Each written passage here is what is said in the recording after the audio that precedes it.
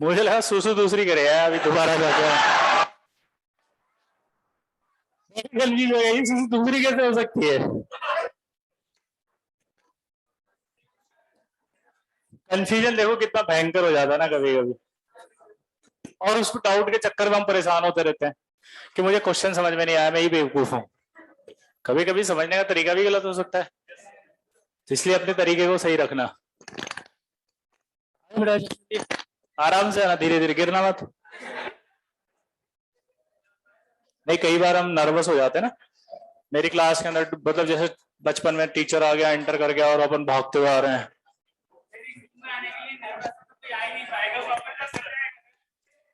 Nervous nervous हो तो भीड़ होती है काहे की, क्यों? अच्छा, आगे बैठने की जगह। देखो, सत्ता की लड़ाई तो हमेशा से चली है।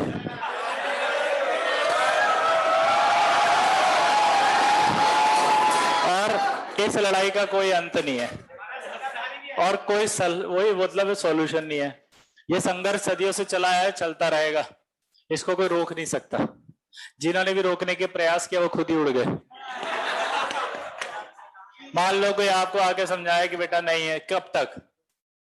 एक दिन जबरदस्ती आप चलो सुन लोगे, दूसरे दिन सर मेरे को नहीं दिखता पीछे से, सर नहीं आता समझ में, सर मैं तो आगे बैठूंगा। कहा बैठ, हाँ सर, यस कमिंग। तुम्हें धीरे धीरे गिर जाओगे बेटा। तू ही गया था ना जो सुसु दूसरी करके आ गया था, यही है ना, आ गया ना। चलो, पिछली क्लास में हमने कहाँ तक पढ़ लिया था? थोड़ा पढ़ भी लेते हैं।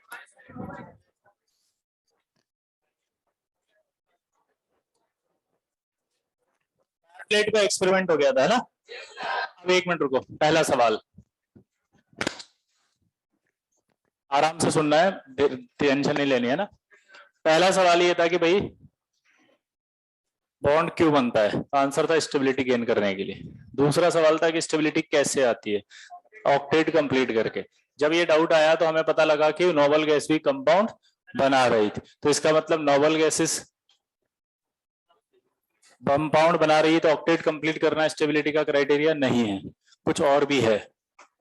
स्टेबिलिटी का क्राइटेरिया कुछ और भी है। अब वो क्राइटेरिया क्या है वो हमें समझना है। क्या बोला, जल्दी बताओ। वो क्राइटेरिया क्या है वो हमें समझना था। तो वो क्राइटेरिया होता है थर्मोडायनेमिक्स। थर्मोडायनेमिक्स ये कहती है कि अगर कभी भी कोई एनर्जी को रिलीज करता है सिस्टम, सिस्टम का मतलब क्या होता है सुनना जरा। जैसे मैं इस चौक की स्टडी करूंगा तो मेरे लिए चौक क्या बन गई? सिस्टम। अगर मैं आपके इस बोर्ड की स्टडी कर रहा हूं तो बोर्ड क्या बन गया? सिस्टम। सिस्टम किसे कहते हैं बताओ? जिसकी स्टडी करते हैं। सिस्टम किसे कहते हैं जल्दी बताओ। सिस्टम किसे कहते हैं? जिसकी स्टडी करते हैं। अगर सिस्टम एनर्जी रिलीज करता है तो वो ज्यादा स्टेबल होता है। ये बात क्लियर हो गई? इसको एक एग्जांपल से समझते हैं।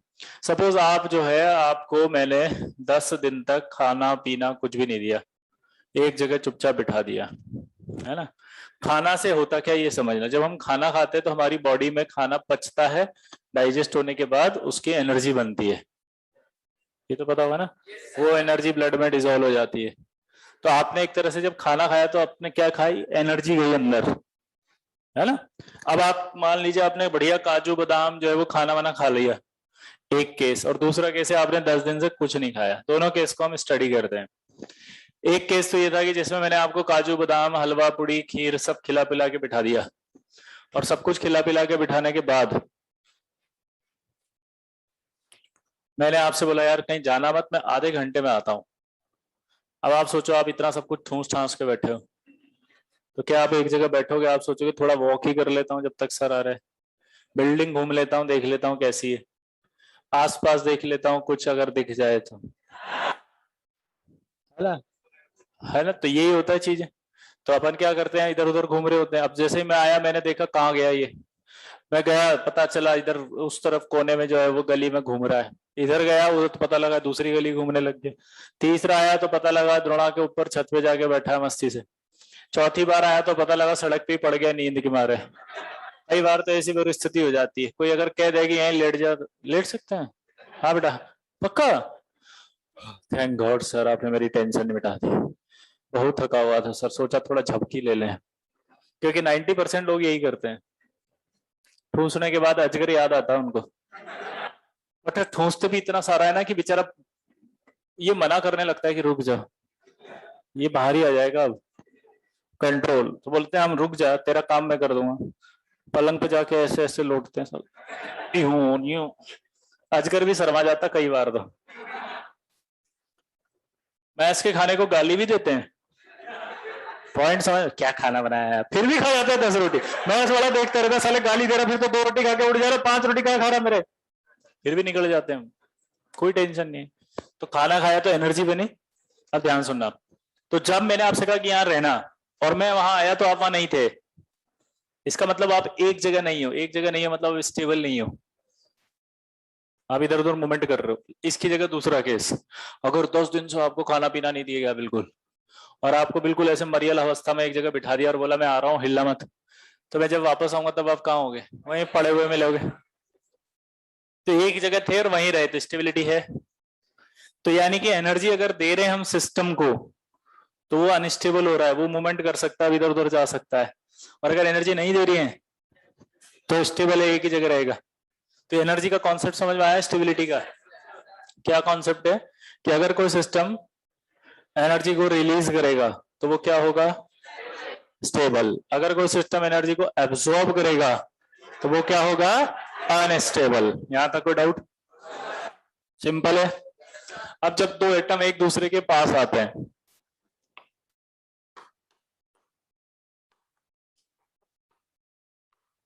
तो ये एक दूसरे को रिपल करते हैं। जब ये पास आएंगे तो ये एक दूसरे को रिपल करेंगे, और साथ ही साथ ये अट्रैक्ट भी करेंगे।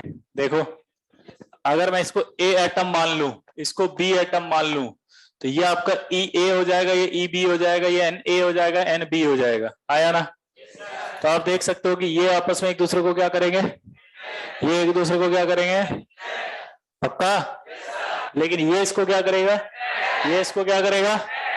अट्रैक्ट। नहीं आया समझ में? पक्का? सच बोलो। तो जब भी दो एटम एक दूसरे के पास आते हैं तो उसमें force of attraction as well as force of repulsion लग रहा होता है। लेकिन फिर भी अगर ये पास आ रहे हैं तो इसका मतलब अट्रैक्शन ज्यादा है। ये आपका एक कर्व होता है, पोटेंशियल एनर्जी कर्व, जीरो। यहाँ पर एनर्जी पॉजिटिव है, यहाँ एनर्जी नेगेटिव। ये डिस्टेंस लिया है यहाँ पे। अब ये अगर मैं इनफाइनाइट लिखता हूं यहाँ पे, तो आर इनफाइनाइट है ये क्या है? अगर ये आर इनफाइनाइट है, सोचो, अगर ये आर इनफाइनाइट, इसका मतलब इनफाइनाइट है, दूर दूर है, यानी कि अभी पास नहीं आए। अब ये दोनों एक दूसरे के पास आए अगर एटम, तो क्या होना चाहिए? अट्रैक्शन ज्यादा या रिपल्शन?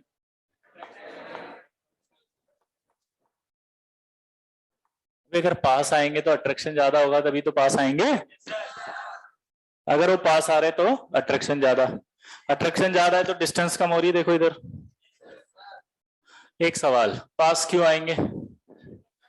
अट्रैक्शन ज्यादा इसलिए पास आ रहे हैं, और पास आ रहे हैं इसका मतलब बॉन्ड बनाना चाह रहे हैं या स्टेबल होना चाह रहे हैं। अच्छा, स्टेबल कब होंगे? जब एनर्जी रिलीज करेंगे या एब्जॉर्ब करेंगे? रिलीज। अगर कोई एनर्जी ज्यादा रिलीज कर रहा है और कोई कम रिलीज कर रहा है तो कौन ज्यादा स्टेबल होगा? अच्छा, रिलीज एनर्जी का साइन सबको पता है क्या होता है? नेगेटिव। रिलीज एनर्जी हमेशा क्या होती है?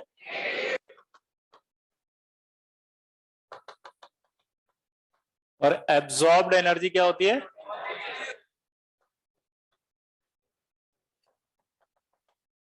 ये क्लियर है सबको? ये साइन क्या है? अच्छा दोबारा समझता हूं। ये दो एटम एक दूसरे के पास आ रहे हैं, एटम पास आ रहे हैं क्योंकि अट्रैक्शन ज्यादा है। अट्रैक्शन ज्यादा है, पास क्यों आ रहे हैं? क्योंकि बॉन्ड बनाना है। बॉन्ड बनने से क्या होगी? स्टेबिलिटी। स्टेबिलिटी कैसे आती है? एनर्जी रिलीज करे। तो अगर मैं पास ला रहा हूं, पास ला रहा हूं, तो इस पॉइंट पर भी पास आ रहे हैं और एनर्जी रिलीज हो रही है। इस पॉइंट पर भी पास आ रहा है और एनर्जी रिलीज हो रही है। इस पॉइंट पर भी पास आ रहे हैं और एनर्जी, किस पॉइंट पर मैक्सिमम एनर्जी रिलीज हो रही है? हाँ, थर्ड वाले में मैक्सिमम एनर्जी रिलीज हो रही है। तो यानी कि मैक्सिमम स्टेबल ये यही होगा, तो यानी कि यहां पर जाकर के वो क्या बनाना पसंद करेगा, बॉन्ड, और इसको हम क्या कहेंगे, बॉन्ड फॉर्मेशन पॉइंट, क्या कहेंगे, ये वाला पॉइंट जो है, और ये जो डिस्टेंस आई इसको क्या कहेंगे, बॉन्ड लेंथ, और जो एनर्जी रिलीज हुई इस पॉइंट पर, इस पॉइंट पर जो एनर्जी रिलीज हुई उस, ये एनर्जी रिलीज, इसको क्या कहेंगे, बॉन्ड एनर्जी। तो यानी कि बॉन्ड बनने पर जो एनर्जी रिलीज होती है उसे क्या कहा जाता है, बॉन्ड एनर्जी। दोबारा बोलो, बॉन्ड बनने पर जो एनर्जी रिलीज होती है उसे क्या कहते हैं, क्या कहते हैं, क्या कहते हैं, दोबारा सुनेंगे हम, ये पास आए, क्यों आए, क्योंकि बॉन्ड बनना था, बॉन्ड बनने से क्या होता है, स्टेबिलिटी, स्टेबिलिटी कैसे आती है, एनर्जी रिलीज, इस पॉइंट पर भी रिलीज है, इस पे भी रिलीज है, इस पे भी रिलीज है, क्योंकि इनका साइन नेगेटिव आ रहा है, रिलीज एनर्जी का साइन नेगेटिव होता है, तो अब बताओ क्या होगा, हाँ, किस पॉइंट पर बॉन्ड बनना पसंद करेगा, इस वाले पॉइंट पर बॉन्ड बनना पसंद करेगा, हाँ या ना, हाँ या ना, हाँ या ना, इस पॉइंट पर आकर के बॉन्ड बनना पसंद कर रहा है, तो मैक्सिमम एनर्जी यही निकली, इसलिए इस पॉइंट का नाम क्या बन गया, बॉन्ड फॉर्मेशन, इस डिस्टेंस का नाम क्या हो गया, ये जो एनर्जी रिलीज हुई इसका नाम क्या हुआ, बॉन्ड एनर्जी। अब इससे ज्यादा पास लेकर आओगे तो क्या होगा, रिपल्शन, कौन सा रिपल्शन, न्यूक्लियस, न्यूक्लियस का, ये जैसे यहां तक आए, अब आपने कहा मैं तो और पास लाता हूं, ओ पास लाते ही धक्का पड़ने लगे, तो मैक्सिमम पास आने की जो लिमिट है वही बॉन्ड फॉर्मेशन पॉइंट है, क्लियर। तो इस तरह से ये बॉन्ड बनता है जो हम बनाते हैं, ये दोनों पास आके इस तरह से ये एक एरिया बनेगा, जो ये बॉन्ड बना है, क्लियर, ये एरिया, इसको बोलते हैं कोवेलेंट बॉन्ड, क्लियर। तो अब मुझे एक बात बताओ, जब भी बॉन्ड बनेगा एनर्जी रिलीज होगी या एब्जॉर्ब होगी, रिलीज जो होती है उसको एक्सोथर्मिक प्रोसेस कहते हैं कि एंडोथर्मिक। अगर मैं आपसे कहूं कि अट्रैक्शन अगर बढ़ेगा तो स्टेबिलिटी क्या बोलोगे आप, स्टेबिलिटी बढ़ेगी, हाँ या ना, स्टेबिलिटी बढ़ेगी तो बॉन्ड स्ट्रेंथ क्या होगी, बढ़ेगी, बॉन्ड लेंथ क्या होगा, घटेगा। अच्छा, दूसरा एक स्टेटमेंट आपसे बोलेगा कि बॉन्ड फॉर्मेशन कैसा प्रोसेस है, एक्सोथर्मिक या एंडो, तो आप क्या बोलोगे, एक्सोथर्मिक, और बॉन्ड ब्रेकिंग पूछेगा तो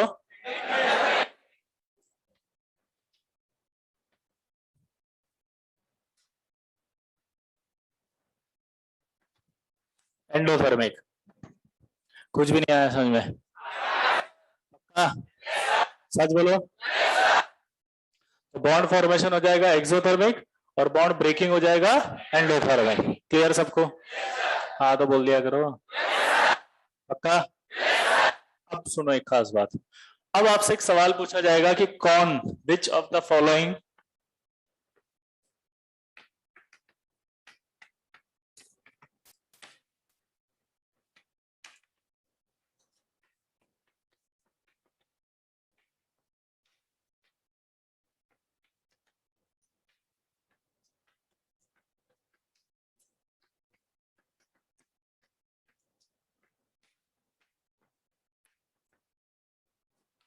which of the following species is more stable, कौन सा मॉलिक्यूल सबसे ज्यादा स्टेबल है, H2।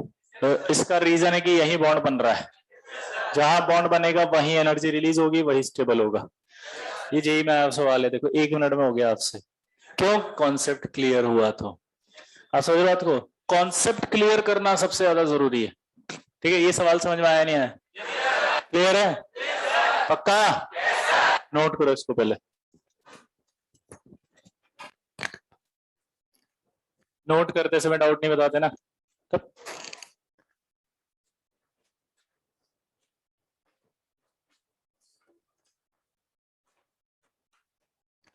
हेडिंग क्या है, हेडिंग कुछ नहीं है, कनेक्टिविटी है कल वाले लेक्चर से,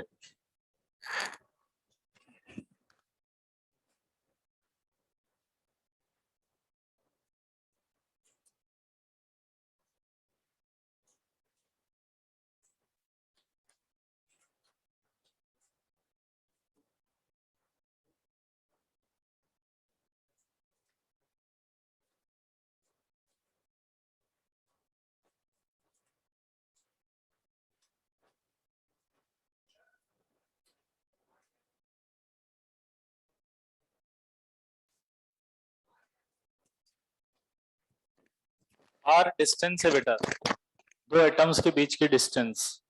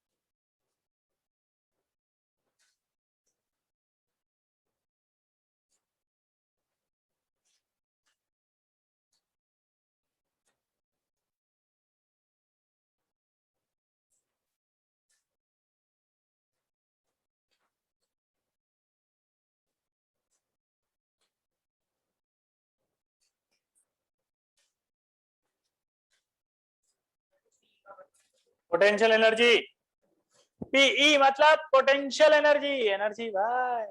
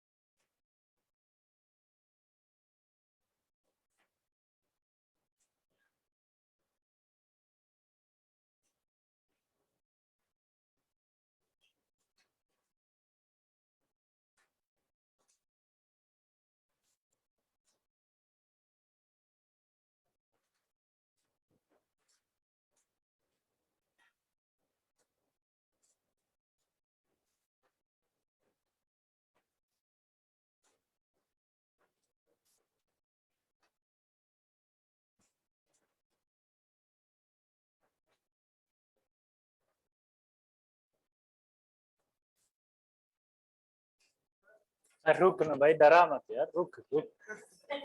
डराना चाहता है मुझे, लिख लेने। मेरा तरीका सुन लो, देखो पहले मैं लिखने के लिए देता हूँ, फिर उसके बाद अभी थोड़ी देर बाद आपसे बोलूंगा डाउट पूछो, फिर मैं डाउट पूछोगे, फिर मैं डाउट बताऊंगा, फिर जब समझ में आएगा तब मैं आगे बढ़ूंगा। इसलिए बिल्कुल पेशेंस रखो आप, कोई टेंशन नहीं है। आईआईटी जेईई के लिए 2 साल है हमारे पास, हमें हर चीज ढंग से समझनी है। जल्दी जल्दी भाग के आगे पढ़ जाओ कोई फायदा नहीं है, धीरे धीरे सीख के जाओ आगे आराम से, पर चलते रहो। ठीक है, तो पैटर्न समझ में आ गया। अच्छा, लिखते समय डाउट इसलिए नहीं बताते कि जैसे आपको तो लगता है मेरा डाउट बता दो आप तो, ठीक है। आपको पता है एक स्टडी क्या बोलती है कि जो डाउट आपको है ना एक, वो पूरी क्लास में कम से कम 20% स्टूडेंट्स को है। अब आपने तो क्या सोचा कि मैं तो लिख रहा हूं, आप बगल वाला लिख रहा है मेरा डाउट बता के मुझे तो फ्री करो, मैंने तो लिख लिया, आई एम द इंटेलिजेंट। तेरे को बता दिया, थोड़ी देर बाद दूसरे ने खड़ा होके वही बोला सर डाउट।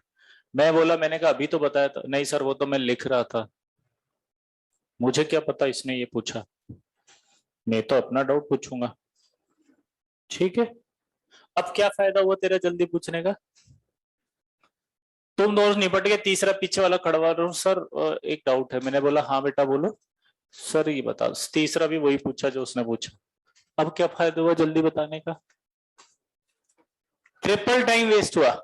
इसके बजाय एक सिस्टम है, लिखने के लिए बोला, सबने लिखा, उसके बाद जब सब लिख गए तब चुप हो गए, फिर एक एक को पूछा डाउट बताओ। जब एक बच्चे ने डाउट पूछा तो सबने सुना, जिसका वो डाउट था वो भी खत्म हो गया, तो उसके अलावा कोई और डाउट होगा वही आएगा, तो जल्दी भी खत्म होगा और सबका डाउट भी क्लियर होगा और सब एक दूसरे का डाउट सुन पाएंगे। तो हमें पता भी लगेगा कि हमारे जो दुश्मन है वो कैसे सोचते हैं। दुश्मन ही है, सब दुश्मन हो आपस में एक दूसरे के। पड़ोसियों को देख लो, ये दोस्त नहीं है। आईटी में अगर आपने दोस्ती समझ ली तो फिर तो बेवकूफ हो तुम, दुनिया के सबसे बड़े दुश्मन है साला, हमारी सीट पे कब्जा करने आया है। अभी तो बोला था सत्ता की लड़ाई है, अब तुम साले आईटी में सत्ता की लड़ाई नहीं समझ पा रहे। तो ये सीटों की लड़ाई चल रही है, इस पे बैठ गई, फर्स्ट रैंक आ गया। ये आगे बैठने की इच्छा क्यों थी? क्योंकि समझ में आए। समझ में आए तो क्या होगा? कॉन्फिडेंस आए। कॉन्फिडेंस आए तो क्या होगा? होमवर्क बन जाए। होमवर्क बन जाए तो क्या होगा? सिलेक्शन हो जाए, रैंक आ जाए।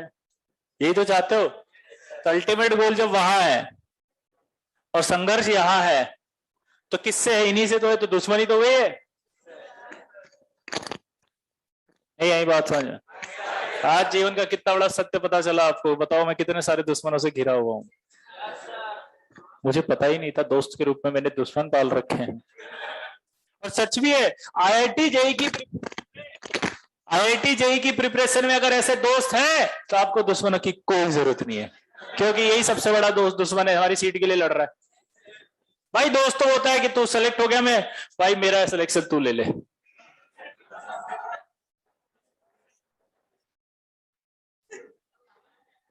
होगा ऐसा? नहीं होगा ना? अरे नहीं होगा, चला जाएगा वो। एक साल पढ़ने के बाद तुमको कॉल भी नहीं करेगा। क्या? हम द आईटीएन स्टैंडर्ड वालों से ही बात होती है मेरी। और आपको बहाना क्या लगाएगा? भाई टाइम ही नहीं मिलता है यार, मैं करता हूँ कॉल तेरे को, अभी एक असाइनमेंट कंप्लीट करना है। पहली बार में तो फोन उठेगा तो ये बोलेगा, दूसरी बार तो फोन ही नहीं उठेगा। नौकरी लगने के बाद तो फोन डिलीट ही कर देगा तुम्हारा नंबर ही। बोलो क्यों? बोले पैसे मांगेगा वाला फोन करते ही। इतने दुश्मन हो बताओ अब आप। तो इसलिए सबसे पहले अपनी आईटी की सीट सिक्योर करो, दोस्ती बाद में निभाना। समझ में आई बात हो? एक और बात जिंदगी में याद रखना मेरी, पूछो क्या? हमारी फीस हमारे बाबूजी ने दी है, इसकी फीस इसके बाबूजी ने दी, इसके बाबूजी ने हमारी फीस नहीं दी है। इसका मतलब, इसका मतलब क्या है? सिलेक्शन तो हमें लेना है। जैसे आप ये एटीट्यूड दिखाओगे आपको सिलेक्शन लेना, देखना आपकी दोस्ती की असलियत खुलने लग जाएगी, तो आपको वो भी ऐसे ही ट्रीट करेगा। अभी आप दोनों की पक्की दोस्ती क्यों होती बताओ? क्योंकि दोनों ही नहीं पढ़ना चाहते। भाई चल रहा है यार, हाँ भाई चल यार, सर आ रहा यार, आप तो पार्टी करते हैं। 20 रुपए वाली पार्टी, 20 रुपए वाली पार्टी कैसे होती है बताओ? 5 रुपए का लेकर आओ, पागल के पेटीज चुप। 5 रुपए का पार्ले जी लेकर आओ, 5 रुपए का मैगी लेकर आओ, 10 रुपए खत्म हुए, 5 रुपए की कटिंग चाय आधी आधी कर लो। और 5 रुपए जो बते माउथ फ्रेशनर के लिए होते हैं, उसके लिए आप क्या खरीदो? सेंटर फ्रेश चिंगम खरीदो। ठीक है, आफ्टर पार्टी है ना, माउथ फ्रेशनर होना चाहिए। और 5 रुपए की आपकी छोटी सी नमकीन पैकेट आती है। अब देखो, आप सबसे पहले चाय पिया, बिस्कुट खाए, पेट भर गया, फिर मैगी हुआ आधा आधा खिलाया, पेट भर गया, फिर उसके बाद आपने क्या खिलाया बताओ? नमकीन भुजिया आधी आधी खिलाई, पेट भर गया, और लास्ट में माउथ फ्रेशनर। 20 रुपया हुआ है बुड़बक। अबे चाय 2 काउंट कर ली तेने, मैंने कहा था एक चाय कटिंग करा दी आधी। बेवकूफ है क्या? पूरी चाय पिलाएगा क्या? दिमाग खराब हो गया इसका। 5 रुपया मैगी, 5 रुपया नमकीन, 5 रुपया चाय, 5 रुपया सेंटर फ्रेश चिंगम। आगे देखो चलो। है? अगली बार काम नहीं आएगी तेरे मैनेजमेंट। अगली बार भी 20 रुपए खर्च करेगा क्या? अगली बार 18 रुपए में काम चलाएंगे। ऐसे आईटी कैसे बनोगे वे आईटीएन?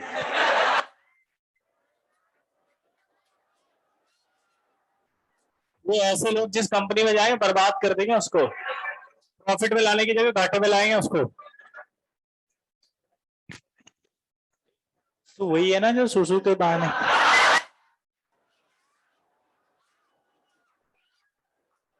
हाँ भाई, तू कह रहा था सुसु दूसरी कर आया मैं। चलो चलो चलो, मजाक कर रहा था। कक्षा में होने वाले किसी भी प्रकार के वार्तालाप को कृपया व्यक्तिगत ना लें। यह मात्र एक मनोरंजन का साधन है। इससे किसी भी जीवित और मृत व्यक्ति की भावनाओं को अगर आहत पहुंचता है तो चैनल इसके लिए उत्तरदायी नहीं। अब समझना इसको। लिख लिया सबने? इस सवाल को समझते हैं सबसे पहले कि which of the following species more stable. अब देखो डाउट क्या है। यहां पर आप देखोगे तो इसके अंदर भी ऑक्टेट कंप्लीट हो गया, डिप्लेट H- आ गया 1s2, और इसमें भी आपका कुछ है ही नहीं बेचारे में, ये H2 भी बॉन्ड बन गया। तो मेरा डाउट ये है कि अगर मैं ऑक्टेट समझता तो ये भी स्टेबल आता, अगर मैं इसको समझता तो ये भी स्टेबल आता। और अब डाउट है कि ये ज्यादा स्टेबल कि वो ज्यादा स्टेबल। तो जहां बॉन्ड बनते हैं वहां एनर्जी ज्यादा रिलीज होती है, अभी बताया था, क्योंकि बॉन्ड बनता है इसीलिए कि स्टेबिलिटी गेन हो। तो बिना किसी डाउट के जहां बॉन्ड दिख रहा है वही ज्यादा स्टेबल है। और इसी तरह का एक सवाल और आता है। एक मिनट, कोई डाउट था तेरे को, पूछो। सर जब सर उसमें एनर्जी रिलीज बहुत हो गई है सर, तो यहाँ पर सबसे ज्यादा एनर्जी उसी में क्यों है? हाँ, उसी में तो होगी जहां एनर्जी सबसे ज्यादा रिलीज होगी। तो ये H2 किस पॉइंट पर बना होगा? यहाँ पे। ठीक है, अब देखो आगे और कोई डाउट किसी को? हाँ बोलो।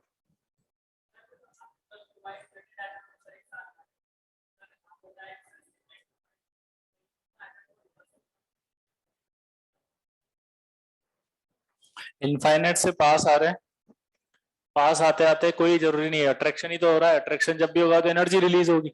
जब वो बहुत पास आके फिर आप उसको तोड़ोगे तो एंडोथर्मिक होगा, यानी कि बॉन्ड फॉर्मेशन कहां गया वो था एक्सो, और उस बॉन्ड को तोड़ने के लिए जो एनर्जी दोगे फिर वो होगी एंडोथर्मिक, क्योंकि आप एनर्जी दे रहे हो। ठीक है, हाँ सेम होगी वो, क्योंकि जितनी एनर्जी आपकी निकली उतनी दोगे तो टूट जाएगा वो। तो बॉन्ड एनर्जी और बॉन्ड डिसोसिएशन एनर्जी दोनों क्या होती हैं? बॉन्ड एनर्जी और बॉन्ड डिसोसिएशन एनर्जी क्या होती है? दोबारा बताओ मेरे को। ऐसे ये बॉन्ड बना, ये बन रहा है ना बॉन्ड, ये जब बॉन्ड बना तो यहां से एक्स एनर्जी निकली, अगर ये एक्स एनर्जी वापस दोगे तो क्या होगा? ये बॉन्ड तो बराबर ही तो ये दोनों। एक सवाल और आया था,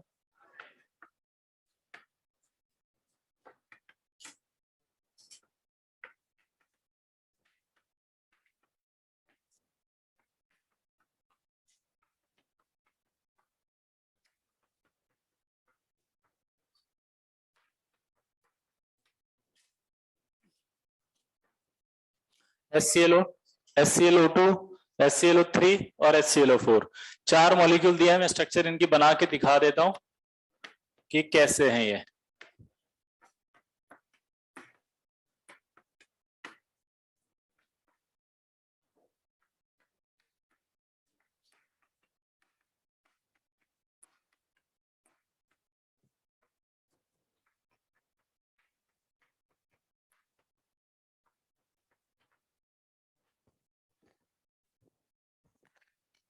दिख रहा है? यहां देखो अगर आप, तो ये क्या दिख रहा है आपको? ये एक बॉन्ड है, ये 3 है, 5 है और ये 7 है। हाँ या ना? दिमाग की बत्ती जलाओ थोड़ी सी। सबसे ज्यादा बॉन्ड कहाँ है? अब क्वेश्चन पूछा order of thermal stability. Thermal stability का मतलब समझना, टेम्परेचर दो और तोड़ दो। जो जल्दी टूटा वो कम स्टेबल, जो देर से टूटा वो ज्यादा स्टेबल। अब बताओ क्या हुआ? टेम्परेचर दो और तोड़ दो, बताओ। समझ रहे हो अब? सबसे ज्यादा थर्मल स्टेबिलिटी किसकी होगी? आप बताओ बेटा, हाँ कोई भी बता दो, ऑर्डर बताओ इसमें।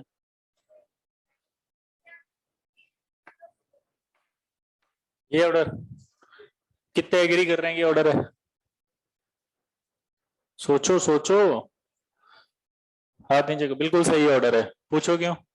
देखो यहाँ एक बॉन्ड बन रहा है Cl से, तो इसको तोड़ने के लिए X एनर्जी चाहिए, अगर तो यहाँ तो ज्यादा ही चाहिएगी ना, यहाँ और ज्यादा चाहिएगी, यहाँ और ज्यादा चाहिएगी। ऑर्डर ऑफ थर्मल स्टेबिलिटी का मतलब क्या होता है? जितने ज्यादा बॉन्ड होंगे उतनी ज्यादा एनर्जी रिलीज होगी, जितनी ज्यादा एनर्जी रिलीज होगी उतनी ज्यादा एनर्जी तोड़ने के लिए चाहिए होगी, तो ज्यादा स्टेबल कौन होगा फिर? हाँ, तो स्टेबिलिटी ज्यादा इसी की तो हुई, क्योंकि इसको तोड़ने में ज्यादा एनर्जी चाहिए। भाई एक बात होता है, एक दीवार तेरी लात से टूट गई और एक तो 10 लात मार दी तब भी नहीं टूटी, कौन सी दीवार ज्यादा स्टेबल है? तो फिर ये है ना सबसे ज्यादा स्टेबल, इसमें ज्यादा एनर्जी लगी ना। नहीं आया समझ में? पक्का? एक मिनट रुको, समझ में आया नहीं आया? यही एडवांस का सब्जेक्टिव सवाल था ये, प्री वाई क्यू, जो आपके फेवरेट सवाल होते हैं। एडवांस का सवाल कर लिया आपने बैठे बैठे, जबकि आज अभी दूसरे लेक्चर है। एक सवाल ये हो गया आपसे, एक सवाल ये हो गया। अब सोचो अगर मैं आपको ये नहीं पढ़ाता अभी कि लुइस, ये जो एनर्जी रिलीज होती है इससे नहीं होता ये, और मैं डायरेक्ट आपको ऑक्टेट पढ़ा के और ये सवाल पूछ लेता, तो क्या होता? समझ में नहीं आता आपको, क्योंकि आपको यही नहीं पता चलता इसको सोचूं कैसे। थॉट्स का डिफरेंस है मेन। तो वो थॉट आपकी सही होगी अगर कॉन्सेप्ट सही होगा तो।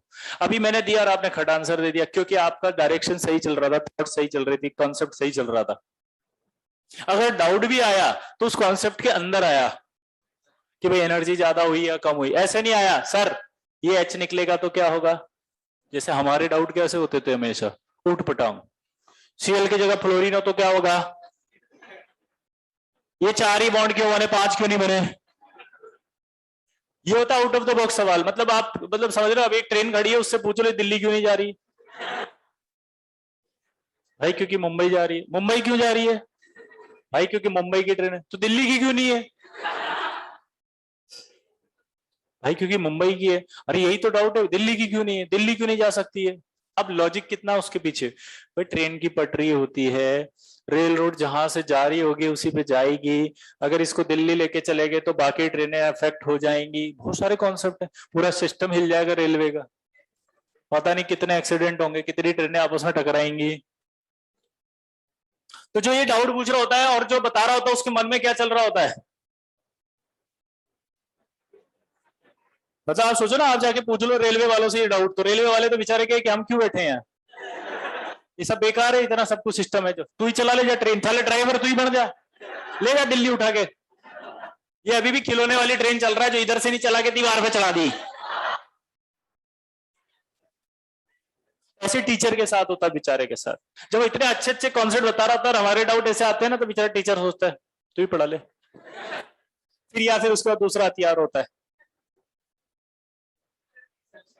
नहीं नहीं एक्सेप्शन नहीं बोलेगा वो फिर एक ही बात बोलेगा, बेटा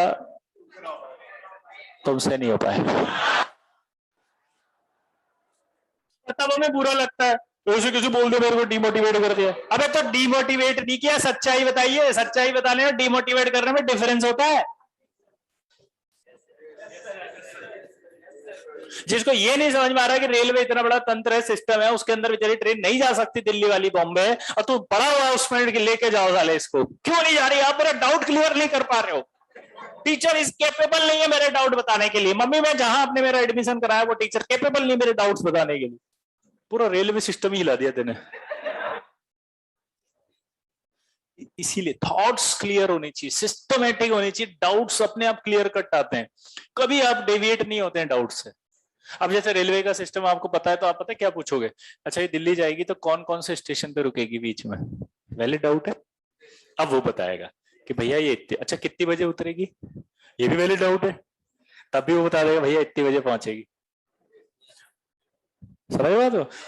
तो इसी तरह से कॉन्सेप्ट के अंदर के डाउट आने चाहिए, यही थॉट्स डेवलप करनी है 11वीं में। 11th क्लास इसीलिए हम क्या बोलते हैं, बेसिक फाउंडेशन, फंडामेंटल क्लास, जो कि आपके सारे कॉन्सेप्ट्स क्लियर करेगी। तो ये क्लियर कब होंगे, जब आप रेगुलर क्लासेस में आएंगे। ठीक है, आपको लगेगा थोड़ा थोड़ा पढ़ रहे हैं, लेकिन बहुत सारा पढ़ रहे हैं हम, यही जरूरी है। ठीक है, कोई डाउट इसमें किसी को, हटा दो। अब देखो अगला टॉपिक, कोवेलेंसी।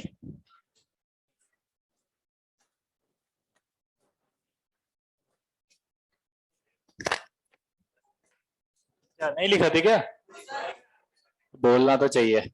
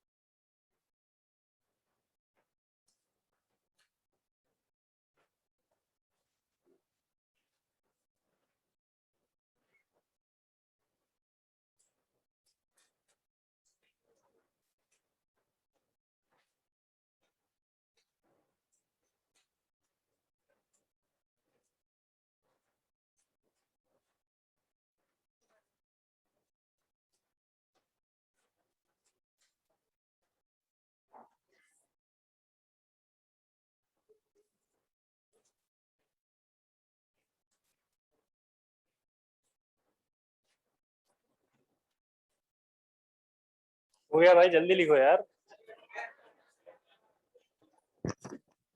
क्या नहीं आया बेटा इसके अंदर, बताओ, खड़े हो।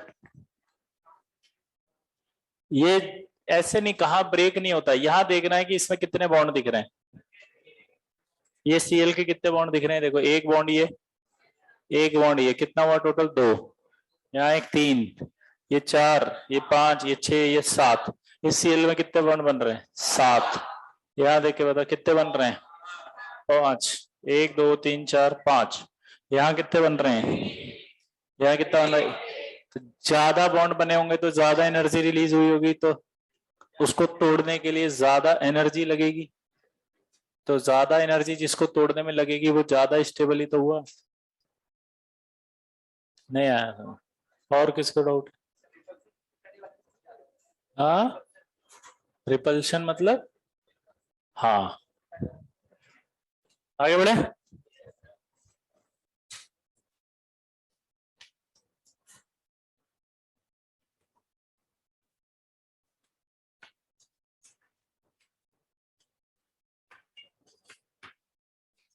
कोवेलेंसी, क्या बोला, कोवेलेंसी की डेफिनेशन होती है नंबर ऑफ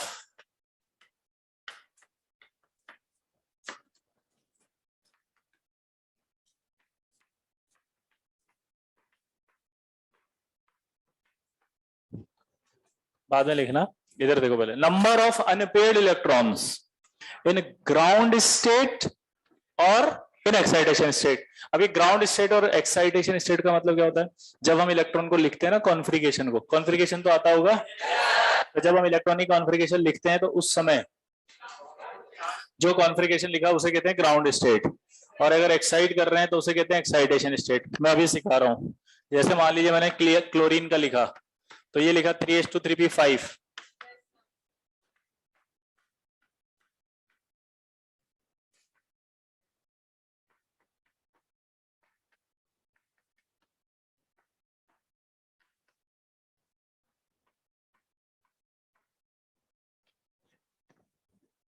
ये 3D ऑर्बिटल खाली होता है उसमें, आया ना।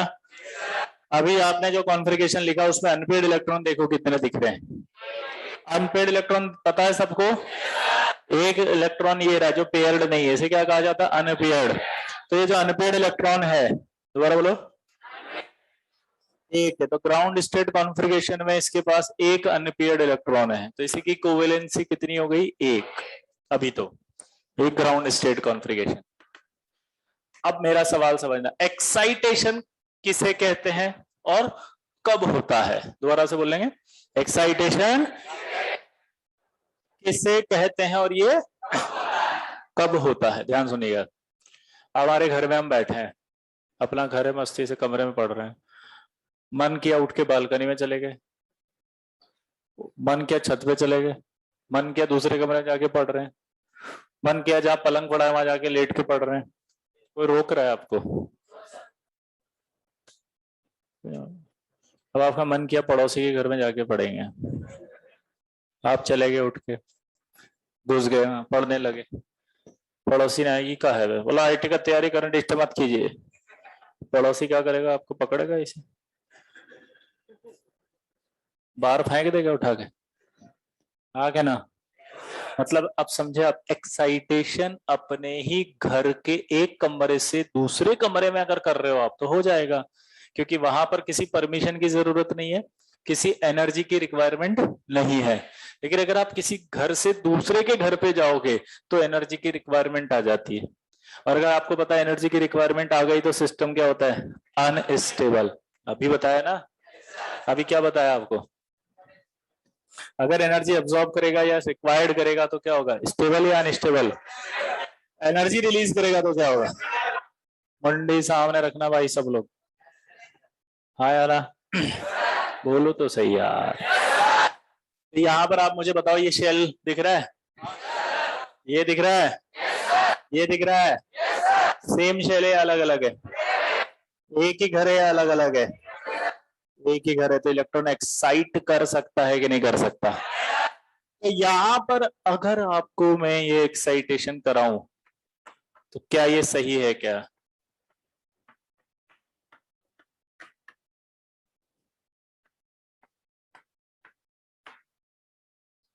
इसे क्या कहेंगे हम? First excitation.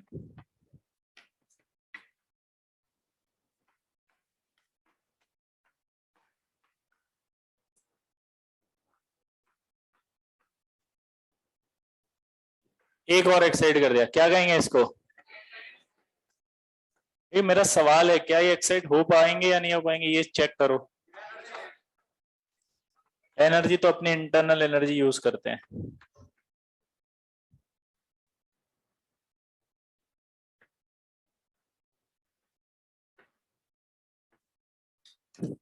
क्या इसके अलावा और कोई एक्साइटेशन हो सकता है क्या? क्या इसके अलावा और कोई एक्साइटेशन हो सकता? तीन, ये तो डब्बा वाला है।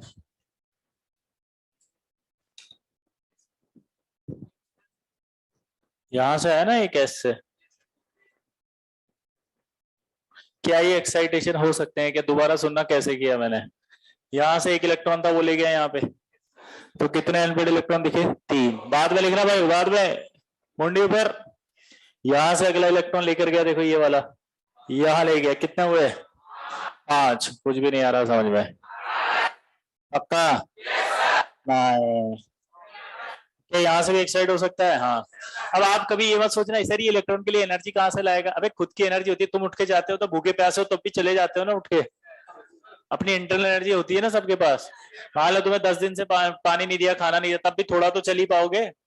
हाँ, ये अलग बात है कि 1 किलोमीटर बोलूंगा तो नहीं चलोगे। तो इसी तरह से यहाँ से दूसरे के पास जाओगे तो नहीं जाओगे, बट अपने घर में अपने कमरे में तो हिल डुल सकते हो। उसको क्या कहते हैं? Internal energy. अच्छा अब सोचो, आप यहां से यहां जा सकता है कि नहीं जा सकता? सोचो, यहां से यहां जा सकता है क्या? क्यों? शेल।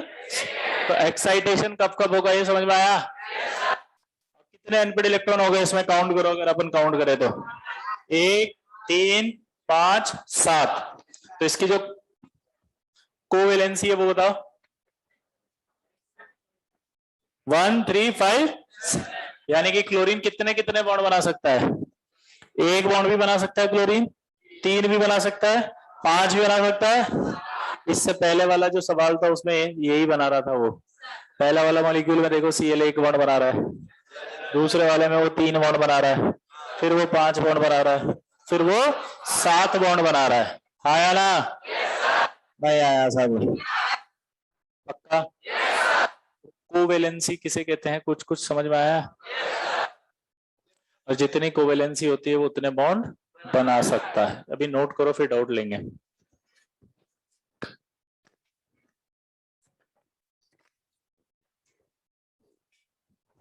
हाँ भाई, चैट भी देख लीजिए। हमें भूल गए? नहीं भूले भाई, रूल फॉलो कर रहा हूं मैं बस।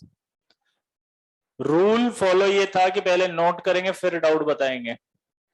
जतिन आप बता दो क्या डाउट है, बताओ। जतिन जी आपने कहा रिपीट कर दीजिए। अब ये मैं डाउट उस समय लेता, मैं तो ऑलरेडी रिपीट कर चुका हूं ना। अब मैं जबरदस्ती आपके डाउट को पहले पढ़ूं, फिर बोलूं, फिर जतिन जी की तारीफ कर दूं, जतिन जी की तारीफ करके उनको चाय कॉफी पूछूं, फिर उनके लिए नाश्ता लेकर आऊं, फिर उन्हें बोलूं कि नहीं साहब डिनर भी कर लीजिए। ऐसा डाउट क्लियर हो तो गया तेरा अपने आप ही? वो तो सिस्टम में अपने आप ही क्लियर हो जाएगा। मजाक कर रहा था यार।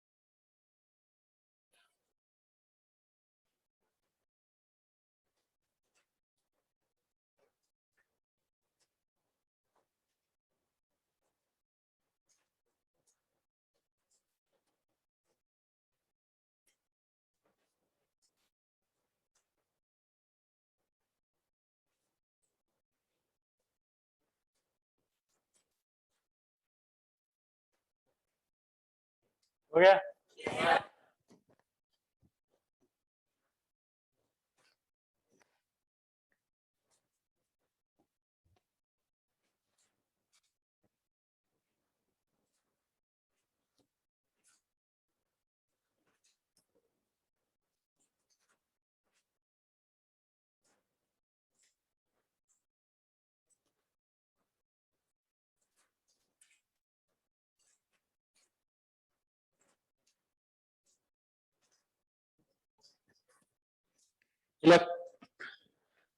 देखो कुछ नहीं पढ़ा इतना। आप ऐसे हर चीज को इतना मतलब ऐसे स्ट्रेसफुल मत लिया करो यार। बहुत सिंपल सिंपल चीजें हैं, तो हंसी आएगी बाद में आपको ये खत्म होगा तो। अब वो चैटिंग में लिख रहे हैं सर एक बार और बता दो सर ये क्या होता है सर ये। अरे कुछ भी नहीं हो रहा। कोवेलेंसी क्या होती है? मैथ से simple, number of unpaired electron in ground state और इन एक्साइटेशन स्टेट। ईएस का फुल फॉर्म भी लिख लेना, पता लगा बाद में भूल गए। क्या होती है ईएस? मतलब एक्साइटेशन स्टेट।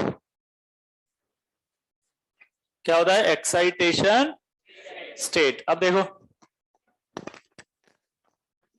तो कोवेलेंसी होती है एक्साइटेशन स्टेट। क्लियर सबको? अब number of unpaired electron count करने हैं आपको। ये रहा Cl का कॉन्फ़िगरेशन लिखा 3:3p5, 3d खाली बड़ा था। दिमाग की बत्ती जलाओ बाप। अभी कितने अनपेड इलेक्ट्रॉन है? कितने बॉन्ड बना सकता है? क्या सेम शेल है? शेल अगर सेम होगा तो इलेक्ट्रॉन एक्साइट होगा कि नहीं होगा? अब जाओ चकरे फट्टे नबते गिल्ली सवेरे जलंधर सामने दिल्ली, समझ में आ रहा तुसी है? पक्का? और लसी तो नहीं चाहिए? और सब ठीक है? और हवा पानी सब ठीक है बाहर? तो यहां से इलेक्ट्रॉन एक्साइड कर सकते हैं, हाँ या ना? पक्का? यहां से एक इलेक्ट्रॉन एक्साइड किया मैंने तो कितने अनपेड दिखाई दिए? कितने बॉन्ड बना सकता है? ये बात किस किस को नहीं समझ में आ रही कि एक्साइड हो गया? पूछो। अरे स्पिन तो अपने आप ही चेंज हो जाता है ना जब जाएगा तो। इधर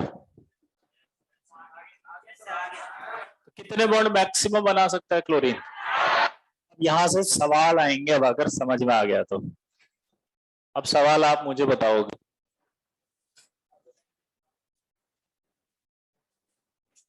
नाइट्रोजन की बात कर रहे हैं अपन।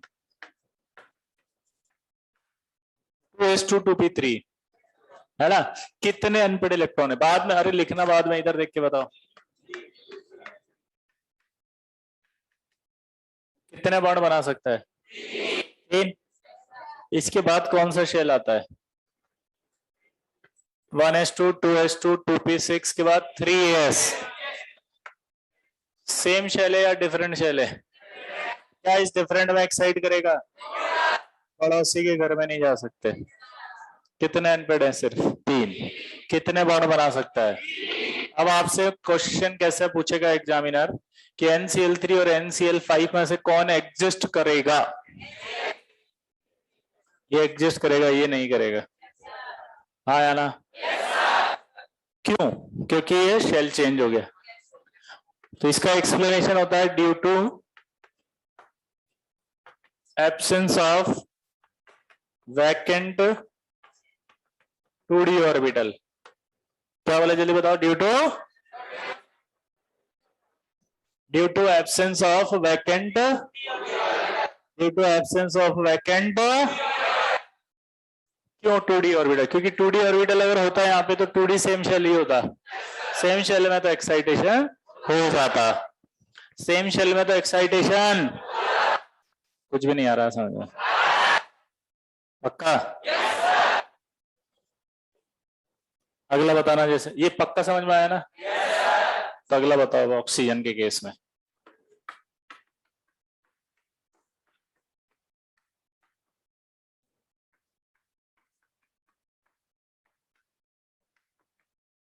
कितने अनपेड इलेक्ट्रॉन्स हैं? हाँ? तो कितने बॉन्ड बनाएगा? तो आपसे सवाल पूछा है क्या, कौन कौन इसमें से एग्जिस्ट करेगा? OF2 OF4 OF6।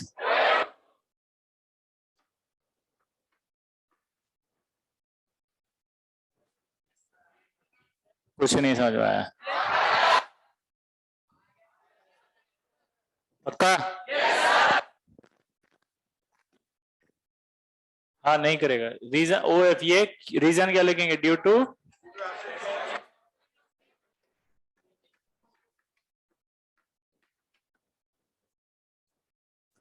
अगला बताओ। फ्लोरीन को देखना,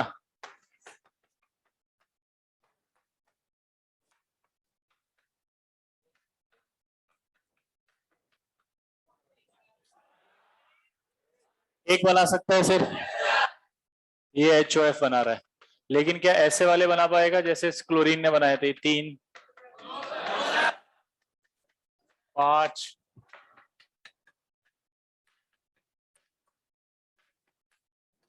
ये सब क्यों?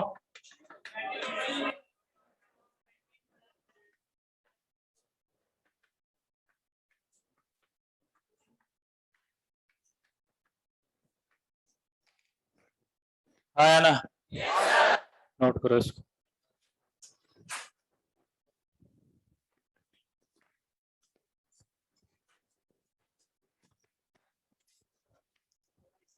सॉरी यार, अगली बार से लिख दूंगा। हाँ बोलो, क्या प्रॉब्लम? क्या दिख नहीं रहा? ओके सॉरी, पहले बोल देते ना आप लोग, मैं अपने आप इधर लिख देता। मैं बोल दूं कोई दिक्कत हो रही है तो यहाँ खड़ा हूँ, बोलो। कहीं नहीं, आप पूछो। ओ इंटेलिजेंट मैडम, गजब।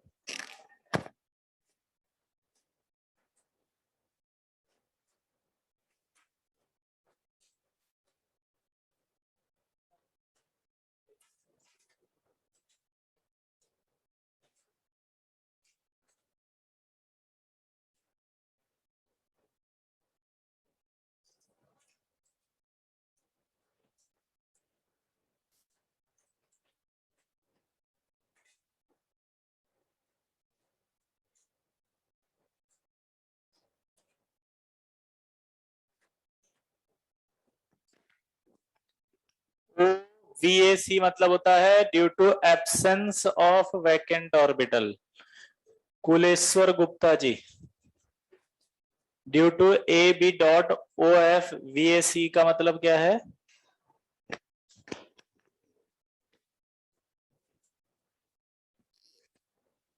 OF6 पॉसिबल नहीं हो सकता बेटा चिरायु। थर्ड क्वेश्चन में फ्लोरीन इतने बॉन्ड नहीं बना सकता ना, क्योंकि उसके पास एक ही अनपेड इलेक्ट्रॉन है। सक्षम देखो, थर्ड वाले क्वेश्चन में F जो है वो 3 बॉन्ड बनाता हुआ दिख रहा है, तो 3 बॉन्ड तो पॉसिबल ही नहीं है, क्योंकि F के पास एक ही अनपेड इलेक्ट्रॉन है। आपकी क्लास कितने बजे खत्म होती है? 8:30, 8:15, 50 ना।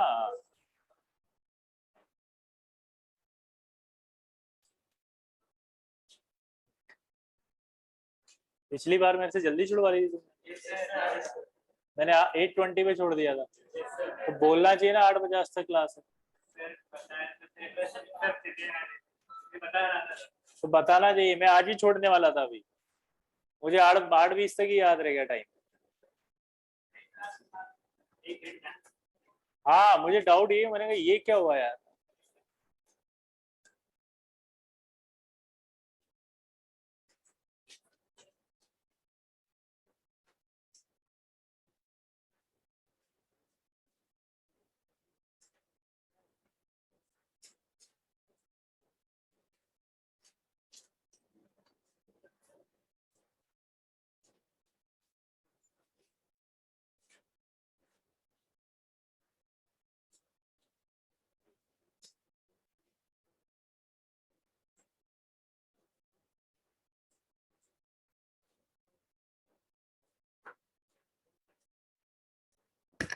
एक ही बात है कार्तिक, डिफरेंस बिटवीन स्टेबिलिटी और थर्मल स्टेबिलिटी एक ही बात है।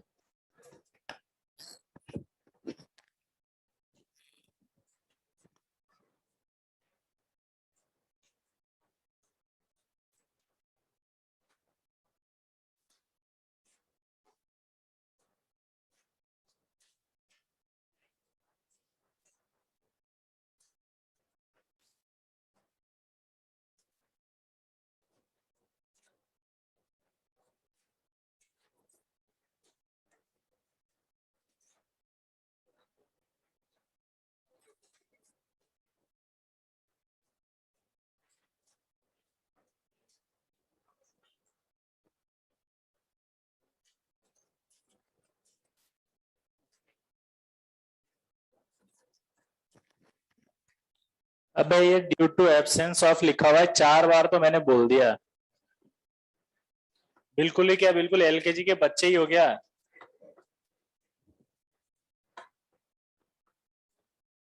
हर चीज एकदम बोर्ड पे लिखी होनी चाहिए।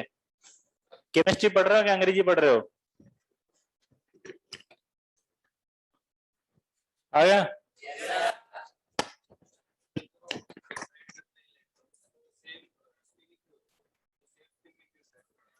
कैसे भी डाल दे, तेरी मर्जी हो। तो हुंस रूल क्या होता है? पहला इलेक्ट्रॉन जाएगा, आगे के वैसे आएंगे, तेरी मर्जी हो डाल। तेरे को पता भी नहीं स्पिन क्या है। मिटा दो, मिटा दो। कोई डाउट हो किसी को तो पूछो।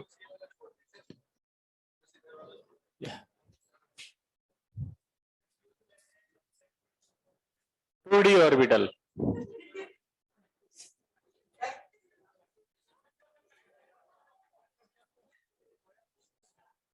क्या हुआ? एक मिनट चुप था। हाँ हाँ, ये नहीं होता ना, अगर ये होता तो ये एग्जिस्ट करता, क्योंकि यहाँ जगह हो जाती है ना फिर, तो ऐसे तो ये एक्साइट हो सकता था यहाँ पे, यही तो मना कर रहा है वो।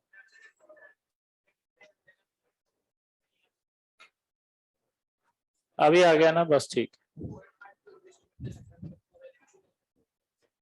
OF5 कैसे करता है? OF5 परऑक्साइड होता है? अच्छा, सुपर ऑक्साइड होता है OF5, बताओ इसको। नहीं, वो बना रहा है ना, मैंने क्या कहा था, ट्रेन अगर दिल्ली की साले मुंबई ले जाओ तुम्हारी मर्जी, साली ट्रेन की पटरी को उठा के ले जाओ। अबे अनपेड इलेक्ट्रॉन करेगा तभी तो 5 बॉन्ड बनेंगे, इसमें कहां से 5 कर देगा तो अनपेड ऑक्सीजन में, देख करो ना।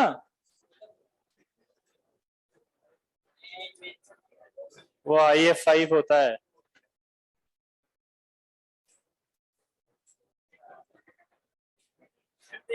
कॉन्फिडेंस लेवल देखो बंदे का। कोई बात है, घबरा क्यों रहा है? गलती तो ये गलती तो होती है इंसान से, ही इंसान तो है कम से कम, तो खड़ा खड़ा। एक डाउट और पूछ, घबरा मत, बस बैठ जा। कक्षा में होने वाले किसी भी प्रकार के वार्तालाप को कृपया व्यक्तिगत ना लें। एक्सेप्टाटाइसन जी, एक्सेप्टाटाइसन हो गया, फिर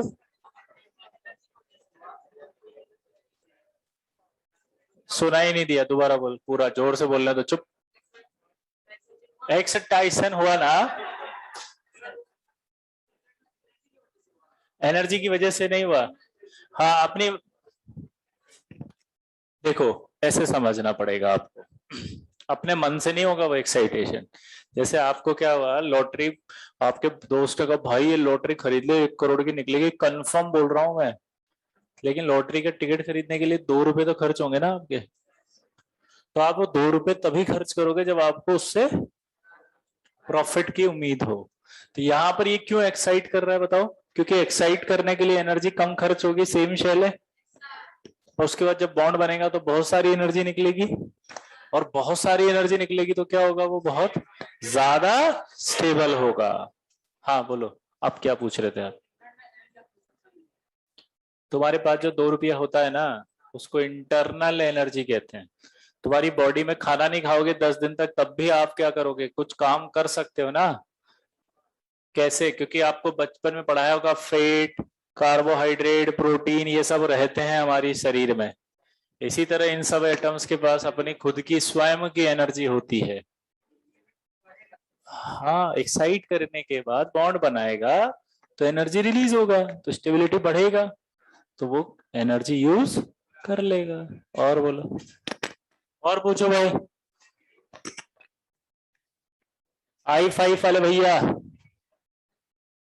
यार तू तो दिल पे ले लिया देने का, ऐसे लगा ऐसे ब्रेकअप हो गया तेरा। हद है। अबे एक डाउट पूछा, गलत पूछ लिया, हो गई बात खत्म, इतना सीरियस क्यों है? कुछ भी पूछ एक और। ये बोल के ऑक्सीजन है कि नहीं है पहले बताओ, पूछ ले, बोल बोल, ये मुझे ऑक्सीजन है कि नहीं है? OF6 है ही नहीं तो उसका नाम क्या होगा? तो बता दिया ना आंसर, तो खुश रहना, अब तो खुश। बात वो नहीं थी, बात ये थी कि डाउट भी तेने वही पूछा वापस। मैंने बोला कि ऑक्सीजन का नाम, ये पूछ ले कि ऑक्सीजन इसका नाम क्या, वो नहीं पूछा तेने कि जो है, इसलिए पूछा OF6 का नाम बताओ। मतलब मैंने जो कहा वो नहीं पूछना था तेरे को, दिल पे ले लिया इसने अब। कल क्या?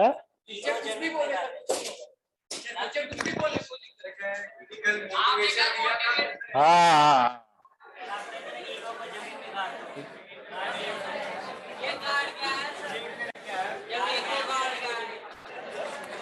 लेकिन है ना, कहने में और दिखने में अंतर होता है ना।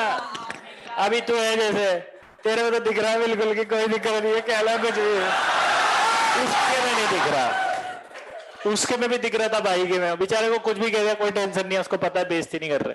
इसको लग रहा है, इसकी शक्ल देखो आप, इसकी शक्ल तो इसने ऐसी बना ली जैसे पैसे छीन के भाग गए कोई। कहने में समझने में दोनों में एक जैसे एक्सप्रेशन होने चाहिए, क्योंकि दिल और दिमाग अलग अलग काम कर रहा है। वो नहीं होना, सिंक्रोनाइजेशन होना चाहिए। हमारे साथ प्रॉब्लम क्या होती है, दिल कुछ और कह रहा होता है, दिमाग कुछ और। इस उम्र में यही तो प्रॉब्लम है, सिंक्रोनाइजेशन ही नहीं हो पाता और परेशान हो जाते। दिमाग कहता है पढ़ लो,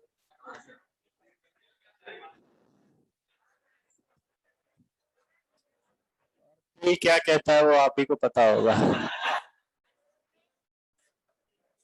कोवेलेंसी समझ में आ रही बेटा? सामने देखो भैया, पीछे वाले भैया।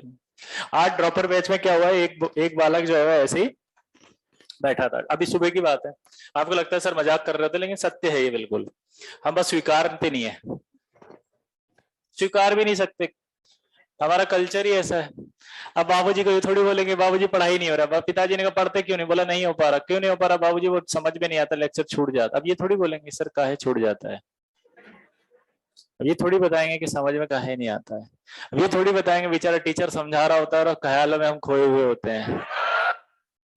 ये थोड़ी बताने वाले।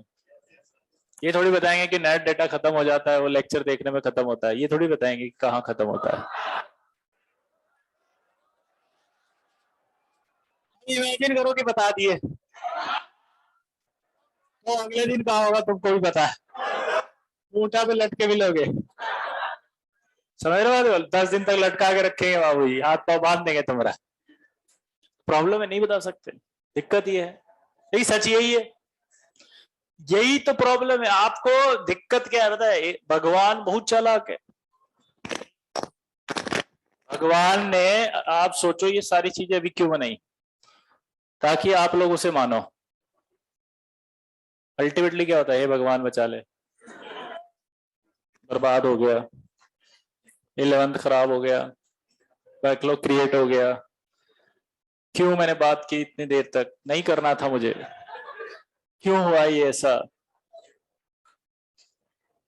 कसम भी खा लेते हैं हम भगवान की, सिर्फ 10 मिनट ओनली पढ़ाई की बात, ये होता कुछ नहीं है। समझ बात? अल्टीमेट दोष भगवान को ही है, और सच्चाई है भगवान को ही है। पूछो क्यों? आईटी 10वीं में बनवा देता, फोड़ देते अपन, फोड़ देते। आज भाई बैठा हुआ था यहीं पे, वो उसका नाम था प्रियांशु, प्रियभांशु, पता नहीं क्या नाम, जानते हो उसको? लीड ड्रॉपर बैच के भैया, हो सकता है आपके हॉस्टल में मिल जाए तो बताना, आपकी कहानी सुनाई थी आज। यहाँ बैठे, अब नीचे यूं देखा और मैं पकड़ लेता हूँ खट से, यूं देखते, मैंने कहा लिख call you later, I am in class, disturb. बोले नहीं सर मम्मी का फोन था। मैंने कहा हाँ मुझे पता है मम्मी का ही था, इसीलिए बोल रहा हूँ बेटा, बोल दे नहीं तो मम्मी फिर फोन करेगी। बोले नहीं सर, सर आप ऐसा मत सोचिए सर। मैंने कहा देख अब मेरे से पंगा मत ले यार। मैंने कहा ला चल मेरे को तो मैं दे देता हूँ, ठीक है। पड़ोसी बैठा था, मैंने कहा एक काम कर, देख सबसे पहला वाला नंबर जो इसने काटा है अभी मम्मी का ही होगा। बोला हाँ सर। देख पगला, देख मत देखो सर, नाम से सेव, किस नाम से सेव है, नाम भी नहीं बता पाता हूँ मैं आपको, रहने दो सर। अरे पता है नहीं उसने, मैंने पूछा, मैंने कहा नाम तो बता दे। मैंने ये भी पूछा यहाँ है वहां है वहां है या पुराना है, कुछ तो बताओ भाई। एक तो स्कूल से ही होता है, बताया था ना मैंने, मम्मी 1 मम्मी 2 मम्मी 3, कल ही बताया था और आज ही हो गया, सुबह ही हो गया। सोचो आप, तब उसको बोला तो फिर शर्मा गया वो, बहुत शर्मा गया बेचारा, फंस गया। एक तो क्या आगे बैठा था, पीछे बैठा होता तो भी इज्जत बचती, और बगल वाला दोस्त उसका बहुत चालाक, अब उसे ब्लैकमेल करेगा। तो ये मैं समझाना चाहता हूं कि सिंक्रोनाइजेशन जरूरी है। अब प्रॉब्लम क्या होती है ना, हमें हमारी इस उम्र में यही समझ में नहीं आता करना क्या है। अब लोग क्या बहुत चालाक नहीं है, बस चालाक ही नहीं है, बहुत भोले हैं। भोले पता है कैसे? ये सब हो गया, टाइम वेस्ट हो गया ना, तो फिर पता है कि टाइम वेस्ट करते हैं ये तो ठीक है, तो उस टाइम वेस्ट के अलावा जो सोच सोच के और टाइम वेस्ट करते हैं वो भी कर लेते हैं, इतने बोले। भाई 2 घंटे खराब हो गए बात करने में, हमने प्लान किया था कि आज इनऑर्गेनिक केमिस्ट्री कंप्लीट कर लूंगा, अचानक फोन आता है, उठा लिया, मजबूरी है, बात किया, 2 घंटे खर्च हो गए। अब नींद आ रही है, सो गए, अब सुबह उठ के आए, पता लगा होमवर्क था। अब जो गिल्ट आया वो क्या आया, होमवर्क कंप्लीट करना ये नहीं आया, वो गिल्ट आया कि होमवर्क वेस्ट कर दिया मैंने। तो आपको गिल्ट नहीं पालना है किसी भी चीज का, समझ रहे हो? तो ये इन सब चक्करों में मत पड़ो अभी, मतलब ये सब ठीक है, मतलब खत्म बस। आप समझ रहे बात हो? इतना ही, मतलब जैसे ये इतना टेंशन ले रहा था ना, ये मुझे टेंशन है बस। किस चीजों की इतनी टेंशन नहीं लेनी है। अरे किसी ने कह दिया था, कह दिया, ये निकाल दिया, क्या है? नहीं समझे बात हो? दोस्त ने साला ये कह दिया, मेरे टीचर ने ये कह दिया, वो घबरा गया, मैंने ऐसा डाउट क्यों, अब ये ईगो पे ले लिया, मैंने ऐसा डाउट कैसे पूछ लिया? तो क्यों नहीं पूछ सकता, तू कलेक्टर है, तू सब पूछ सकते हैं। कोई तो अभी वहां क्या लिखा था पता है, वो चैट बॉक्स में, ये सीएल ही है ना?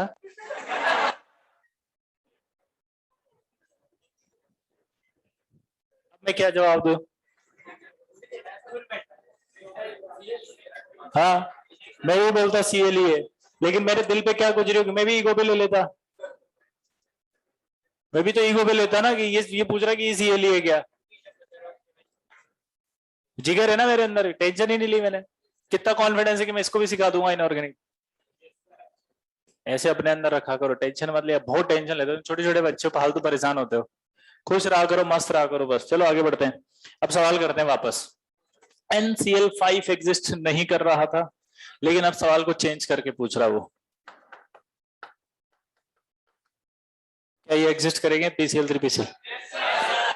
क्यों? फॉस्फोरस।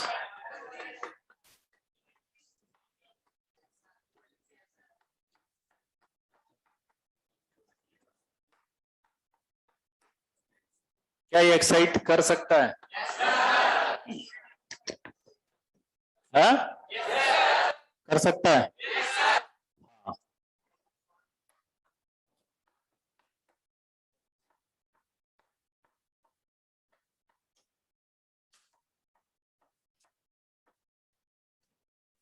पांच बना सकता है, तो ये भी एग्जिस्ट, ये भी एग्जिस्ट करेगा। एक और बताना, SF2, SF4 और SF6 ये कर सकता है? हाँ यार, कॉन्फिडेंस लेवल तो मुझे लग रहा है ज्यादा नहीं बढ़ गया? ये सच में आ रहा है सवाल? कितने अनपेड इलेक्ट्रॉन है अभी? कितने बाउंड बना सकता है? क्या और एक्साइट कर सकते हैं?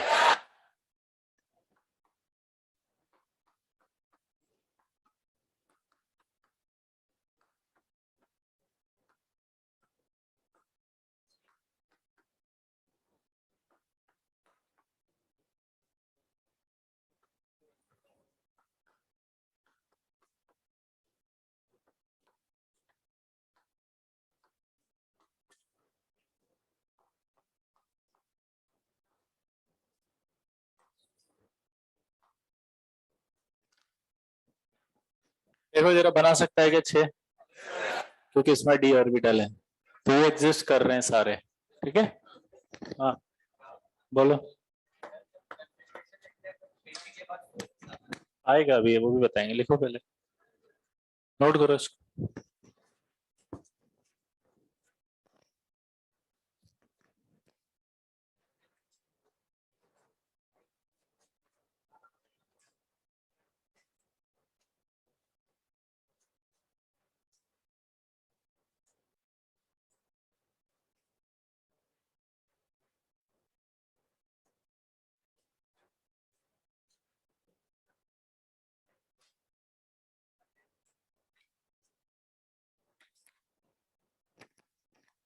जी कार्तिक, बिल्कुल कर सकते हैं, लेकिन अभी हम सीख रहे हैं बॉन्ड बनाने वाले एक्साइटेशन की बात कर रहे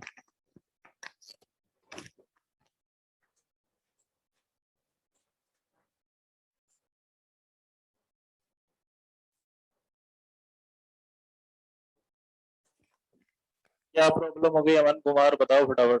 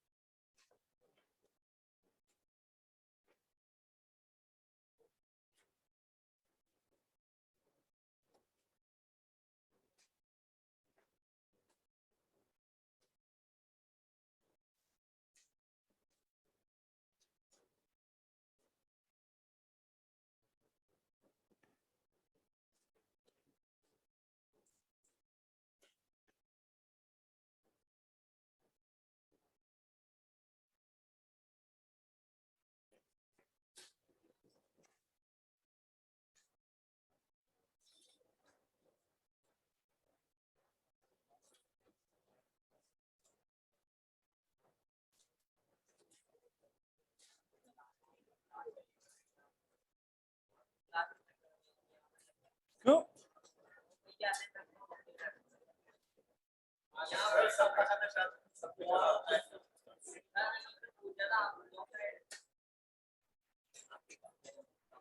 क्यों? 300 यहाँ से 300 यहाँ से।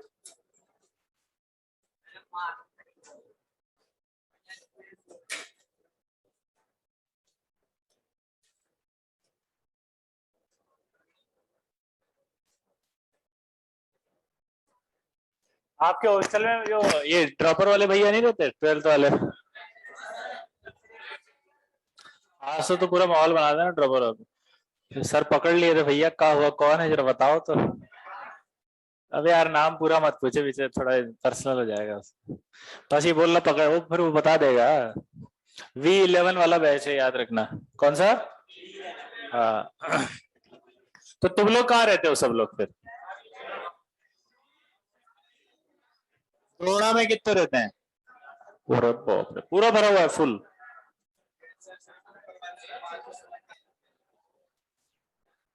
तो तुम्हारे है? नाम नहीं, नाम नहीं।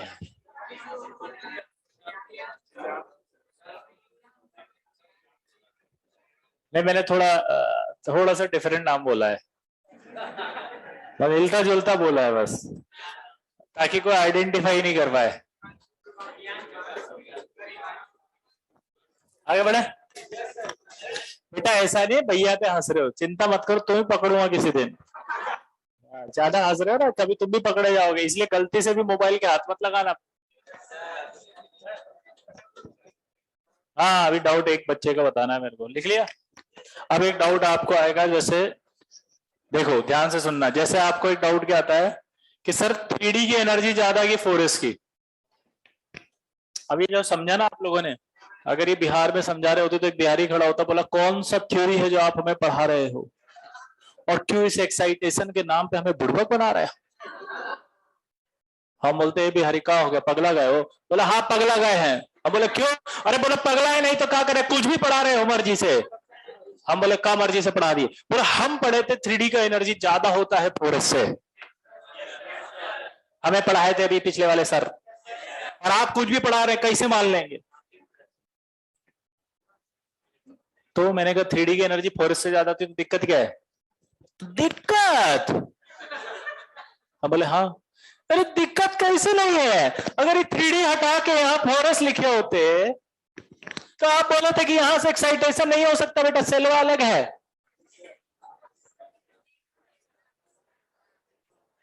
अलग सेलवा होगा तो एनर्जी ज्यादा लगेगा, एनर्जी ज्यादा लगेगा तो एक्साइटेशन नहीं होगा। हम बोले हाँ, तो काहे चिल्ला रहे इतना? अब बोला चिल्ला रहे तो क्या करें, अगर 4S का एनर्जी ज्यादा होगा, 4S में इलेक्ट्रॉन नहीं जाएगा, तो इधर लिखा हुआ 3D का एनर्जी तो 4S से भी ज्यादा होगा। तो आप ये 3D में एक्साइट कर रहे हो और इसका मतलब ये निकल रहा है कि 3D का एनर्जी तो और ज्यादा होगा, तो इसके अंदर एक्साइटेशन की एनर्जी और ज्यादा लगेगा। और ज्यादा लगेगा तो एक्साइटेशन क्यों होगा? कैसे बना दिए इतना सारा मॉलिक्यूल हुआ? कौन सा थ्योरी है जो आप हमें पढ़ा रहे हैं और कहा इस एक्साइटेशन के नाम पे हमें बुढ़वे बना रहे हैं?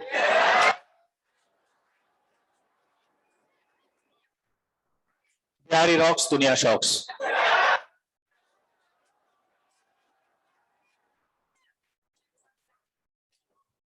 हम बोले बिहारी बैठो भाई बैठो, ठंडा पानी दो इसको यार, यही का कहीं का और का गुस्सा हम पे काहे निकाल रहे हो? बात कर लेना साला, 2 घंटा मत पढ़ना यार। घर का गुस्सा हम पे काहे निकाल रहे हो? वहां कुछ बोला नहीं जाता साला, सारा गुस्सा यही बोल दोगे क्या? बिहारी बोला सर डिस्ट्रैक्ट मत करिए, आप फोकस करिए डाउट पे। आप बात पलटने का कोशिश कर रहे हैं, हम नहीं पलटेंगे। और एक बात बता दे, गंगा भैया की कसम, हमारा कुछ नहीं है, सिर्फ आईटी को अपना माने है बस। आईटी के अलावा कुछ नहीं दिखता हमको। आप कितना भी हमको भटकाएंगे, हम नहीं भटकेंगे। ये सवाल है, डाउट है, पूछ के ही जाएंगे।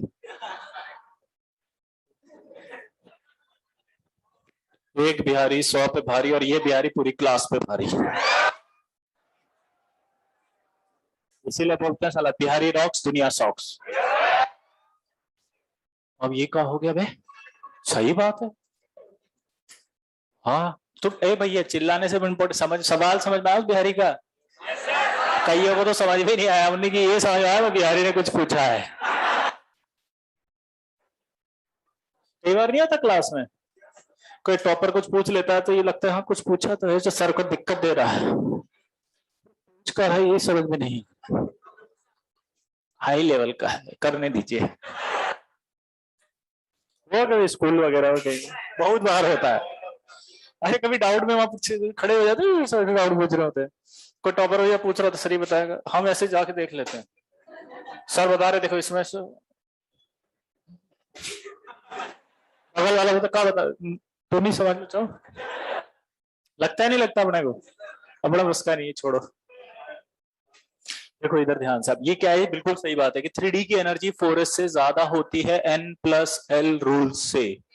लेकिन आपको एक चीज नहीं बताई गई, वो ये कि n+l रूल जो होता है वो वैकेंट ऑर्बिटल पर लगता है। वैकेंट ऑर्बिटल यानी कि before filling of electrons.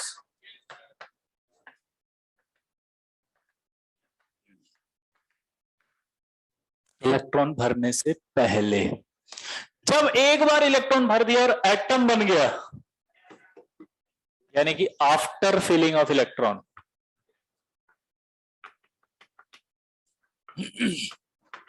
After filling of electron, बोलो एनर्जी ऑफ ऑर्बिटल जो होती है,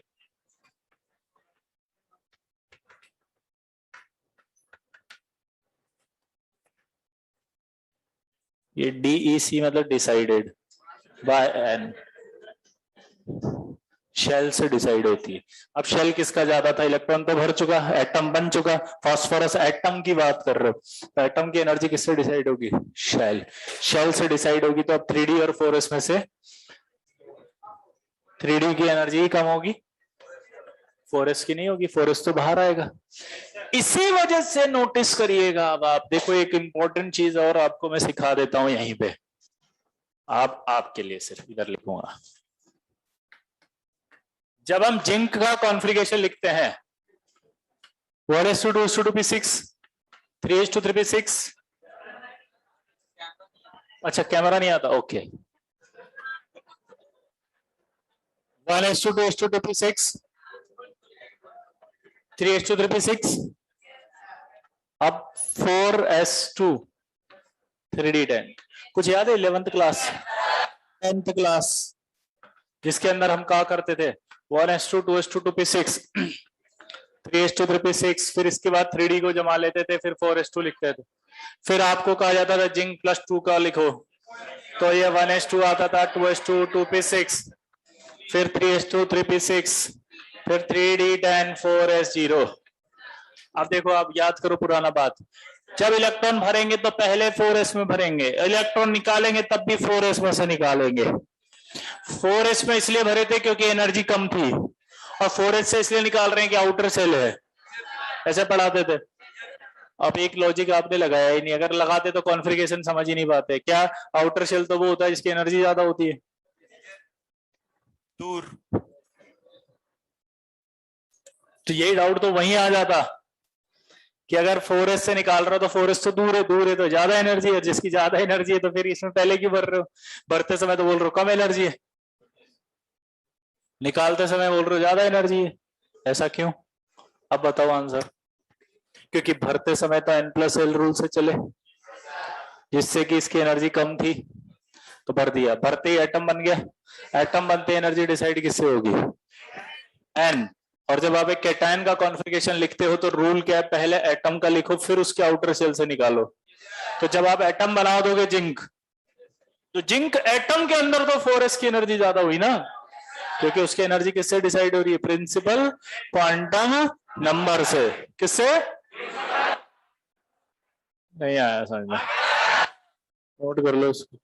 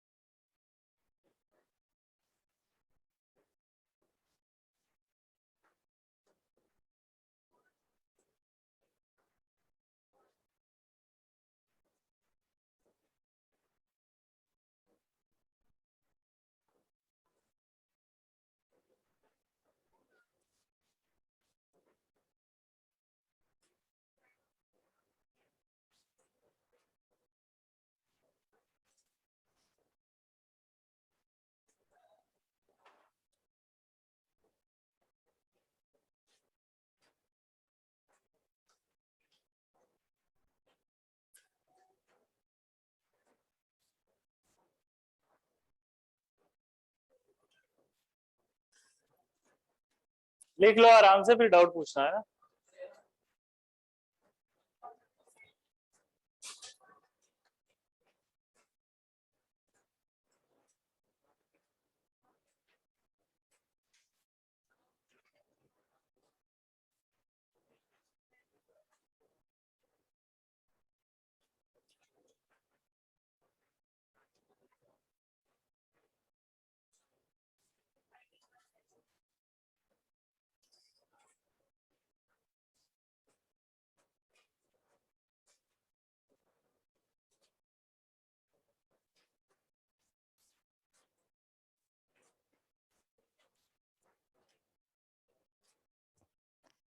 लिख लिया? एक बार और समझ लो आराम से, धीरे से। जब हम इस तरह से एक्साइट कर रहे थे तो हमें यहाँ 3D में एक्साइट किया था, 4s में मना किया। हमने क्या मना किया? 4s में मत करो। क्या मना किया?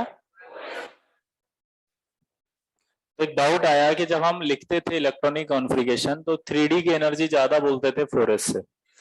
तो एक डाउट ये मन में आ सकता था कि यार 4s में हम नहीं करते क्योंकि 4s नेक्स्ट शेल होता है, और नेक्स्ट शेल में अगर एनर्जी मतलब इलेक्ट्रॉन लेके जाएंगे तो एनर्जी बहुत ज्यादा चाहिए। तो according to this rule 4s में अगर ज्यादा चाहिए तो 3D में तो उससे ज्यादा चाहिए। तो जब 4s में ले जाने से बॉन्ड नहीं बन रहा तो 3D में भी नहीं बनने चाहिए थे, तो ये PCl5 नहीं बनना चाहिए था। लॉजिक ये कह रहा था, समझ में आया लॉजिक? हाँ तो बोलो। अरे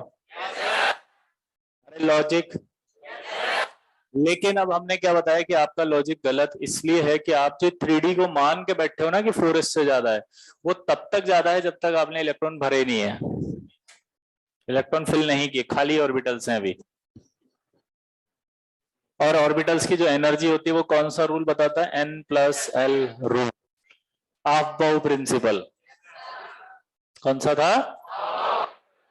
वो ये कहता है कि जिसके लिए n+l की वैल्यू ज्यादा आती है उसकी एनर्जी ज्यादा आती है। तो आपको पता होना चाहिए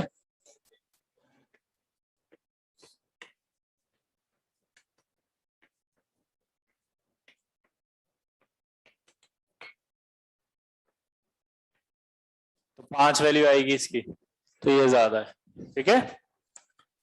लेकिन मैंने अभी बताया कि ये सिर्फ तब तक जब तक इलेक्ट्रॉन नहीं भरे हुए। नीचे आओ, आफ्टर फिलिंग ऑफ इलेक्ट्रॉन्स, यानी कि जब एक बार इलेक्ट्रॉन भर दिए तो क्या बन गया, वो एटम। और उस एटम की जो एनर्जी होगी वो किससे डिसाइड होगी, एटम की जो एनर्जी होगी वो किससे डिसाइड होगी, तो यानी कि जब आप n से डिसाइड करोगे तो 3d और 4s में से n किसका ज्यादा, 4s का। तो क्या 4s की एनर्जी ज्यादा, इसलिए यहां पर 4s नहीं पहले 3d लिखा हुआ है। और 3d में एक्साइट अब हो सकता है। नहीं आया समझ पक्का? अब जिसको डाउट हो वो पूछो। हाँ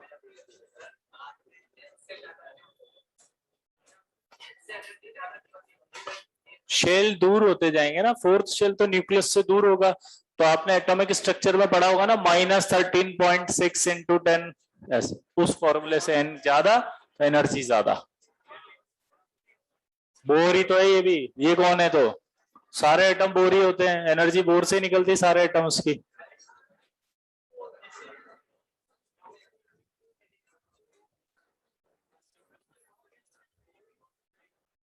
दो बॉन्ड बना रहा है, 4 बना रहा है यहाँ से, 6 बना रहा है यहाँ से, ठीक है।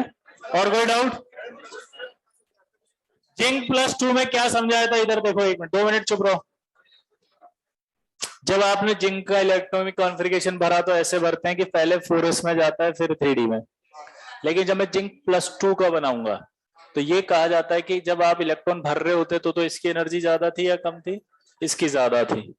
पर अब जिंक +2 जब बनाऊंगा तो जिंक में से इलेक्ट्रॉन निकालूंगा, तो जिंक में तो इलेक्ट्रॉन भर चुके हैं तो एनर्जी चेंज हो गई, ये दूर आ गया, तो जो दूर होता है उसी से इलेक्ट्रॉन निकलता है। तो जब जिंक +2 बनाऊंगा तो 4s से निकला ना इलेक्ट्रॉन। तो क्यों D orbit, D block element में इलेक्ट्रॉन भरते समय भी 4s में पहले जाता है और निकालते समय भी 4s से ही निकालते हैं, ये समझ आया क्या? भरते समय भी 4s में और निकालते समय भी 4s। ठीक है, मिलते हैं अगली क्लास में, बाय।